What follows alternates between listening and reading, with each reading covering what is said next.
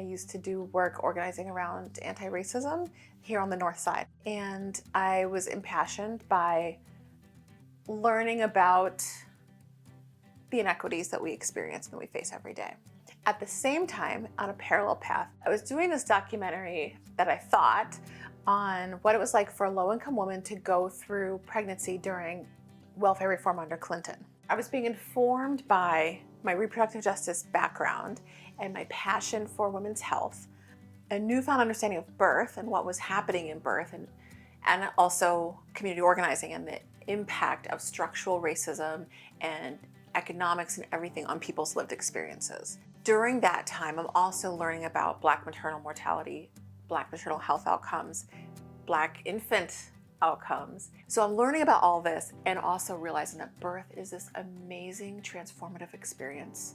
Everyone who goes through it is transformed in some way. I became really passionate that I wanted to be part of that solution of untying this knot. So I learned about community midwifery as a career, but also providing that service in the community setting and not in the institutional setting. This is a different option where we get to directly take apart some of those other forces that are at play, and we get to acknowledge that they're at play in people's lives. So I had this brilliant idea. I'd become a midwife, I'd go to midwifery school, change careers completely, and open a birth center here on the North Side. I personally had a really bad transfer with the birth of my first child. So I set a personal standard that we would do better. And here we are, almost 10 years later. Now we have roots. Insurance in Minnesota now covers, we're in network with everybody. So money is no longer a barrier to accessing midwifery care in the community setting. And it definitely used to be. Roots is about fixing those problems that exist. And there's a lot of good people working in our hospital partnership zones, a lot of great colleagues there. And so one of the things we've been able to do is say, we're doing this model here and we still need you.